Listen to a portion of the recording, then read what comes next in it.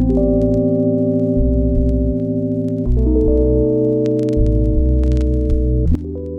what's up everybody? Welcome to Pat's Mythos. My name is Pat, and in today's video, I'm going to wrap up the month of February 2023 and tell you all about my reading plans for March 2023. So looking at the year of 2023 so far, I have not had a 5-star read yet. I have read 9 books as of my last read of February and not one 5-star read. So I'm really hoping to get that in March, but for now, let's just go back and see how I did in February.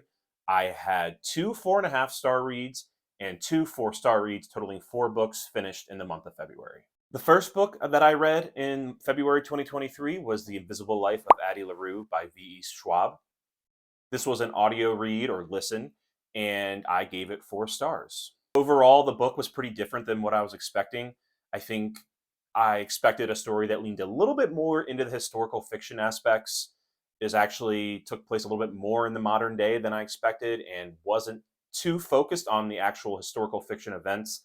I guess I kind of imagined it being a little bit like Forrest Gump based on the description that the main character Addie was going to be going through the centuries or decades, if you're familiar with the premise, and kind of just being involved in these historical events. But that's really not what it was about at all. What I ended up getting was maybe a little bit more thought provoking than what I thought I was going to get in the first place. We really get a full in depth look at the way Addie lives over these centuries and how it's impacted her in the present, and the way that it really reflects on how we view ourselves and our place in this world. And maybe some of us have felt similar to Addie at times, given her debacle and feeling the need to escape. And there's a lot of parts that just felt kind of relatable to me. So while I didn't end up getting that kind of historical fiction romp that I expected to, I did enjoy the small parts that were, focused on the historical fiction. And for what it was, I thought it was a really solid, thought-provoking read, and I was pretty impressed overall with V. Schwab's writing abilities.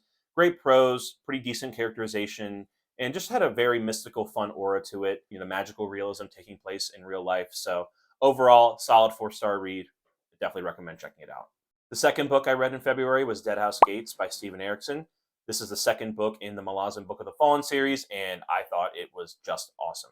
I read Dead House Gates on Kindle and gave it 4.5 stars. Definitely a very heavy read and thematically heavy, heavy in the lore department, lots of different characters. And, I was a little intimidated with Malazan before I started, but I have to say through 2 books, it's going really well. I'm not typically somebody who can deal with being confused while reading. And while there definitely is some confusion naturally from reading a series like this, it's kind of one of a kind. It's not bogging down my reading experience. I'm really enjoying the series, and it's just so rich. I don't know if I've ever read anything that just has so much going for it. Just in the subtext, reading between the lines, I know that if I wanted to reread Dead House Gates right now, I could probably start fresh and get an entire different experience out of reading it a second time.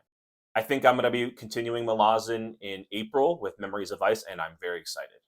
The next book I read in February was Senlin Ascends by Josiah Bancroft. This was an audio read or listen, and I gave it 4 stars. This book was really interesting for me from a reading experience standpoint. I really wasn't sure how much I liked it until pretty much the very end.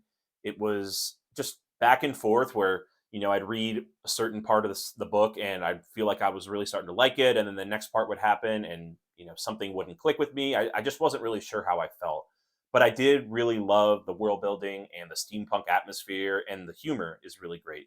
Overall, just a very charming and whimsical read. Pretty unique in that department, I have to say. So while the ride getting through Senlin Ascends was a little bumpy, at the end of it, I knew for sure that I'm excited to continue on to the next book, which is Arm of the Sphinx, which I'll talk a little bit more about in the March TBR. And last but not least, my final read of February 2023 was Brother by Anya Alborn. I read this on Kindle, and I gave it 4.5 stars. So I'd heard a lot of hype about Anya Alborn prior to starting this. I hear her name thrown around as one of those big new authors in horror. I was really excited to read this because I like horror, but it's hard to sometimes break out of that Stephen King mainstream cycles, and I kind of need some more authors to check out to really diversify my horror reading. And Anya Alborn seemed like the perfect place to do that. So I'm just going to let you know straight up, while I did really like this book, it is not an easy read. It's disgusting, repugnant, awful. The stuff that happens in this book is seriously messed up. I would advise anybody to read a little bit of the synopsis and maybe some content warnings before you dive into it because I don't know if it'd be for everybody. I really liked it. Outside of the violence and gore that you read about, is some good underlying depth about familial trauma and kind of how people have to escape difficult situations. And it's overall an intriguing read. It's certainly unique, but it's definitely not for everybody. I definitely want to check out more Anya Alborn in the future. I think she'll be a perfect slot in for the occasional horror standalone in between the bigger fantasy reads. And now for my March TBR. The first book I'm going to be reading this month is The Pillars of the Earth by Ken Follett. I plan to do this book kind of a hybrid approach. I'm going to be doing it with the paperback there as well as on audio because if you're at all familiar with this book, it's an absolute chunker. It's sitting at almost 1,000 pages in this copy I have here, and it's got pretty small font. And I know the audiobook's over 40 hours. So this is going to be my primary focus for probably a good part of March until I finish it. And I have started it. I started it this afternoon, and I think it's really fantastic so far. For those of you who don't know what The Pillars of the Earth is about, it's basically a sprawling, multi generational epic of the construction of a cathedral in medieval England.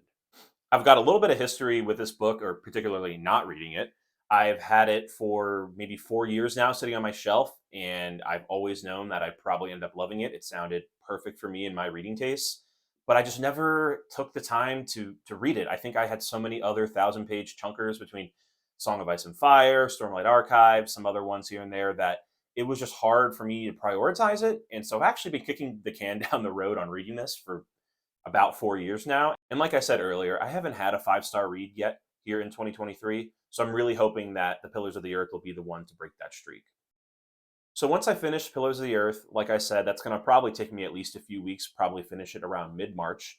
I'm going to start listening to The Arm of the Sphinx by Josiah Bancroft. This will be continuing my listen of the Books of Babel. I had just read Senlin Ascends last month, as I mentioned earlier, and ended up actually liking it by the end. And I've heard very good things about The Arm of the Sphinx, that it really takes things to a whole new level. So I'm hoping that it can also be another 5-star read for me if what I've heard is true. And while I'm listening to Arm of the Sphinx, I'll probably have another book going. And for now, I've settled on The Last Light of the Sun by Guy Gavriel Kay. Now, don't behold me to that. I sometimes will change up my TBR on a moment's notice. That's probably the one that I'm most unsure about for this coming month. But I do think that I'm ready for some more GGK. I've read one book of his each in the last 2 years. In 2021, I read Tagana and I loved it. Gave it 4.5 stars, and I do think about that book quite a bit. And just last year, I listened to The Lions of Al Rassan by Guy Gavriel Kay, and that ended up being one of my favorite books of last year. I gave it 5 stars. It's another one of those books that his books can really stick in your mind. They just have a power to them, and his writing is just so strong. And I'm really looking forward to The Last Light of the Sun. I believe it's a Viking Norse inspired fantasy standalone. I'm hoping that it's not too similar to Pillars of the Earth, that I can, I know that takes place in England, but just, given the historical aspects of Guy Gavriel Kay, I hope I have no problem jumping into it, and I hope to really enjoy it. And those are my only semi-concrete plans for March. I don't see myself finishing too much else. I'll at least hopefully begin The Hod King to continue my listen of the Books of Babel. I don't see myself finishing it, and that will probably end up becoming part of my April TBR regardless. That's all I've got for today, everybody. Please feel free to come down in the comments. Let me know what's on your TBR for March and what you read in February. I'd love to chat about it. Thanks again for tuning in. If you've stayed this long, I really appreciate you taking the time to watch my videos. Have a great day. Bye.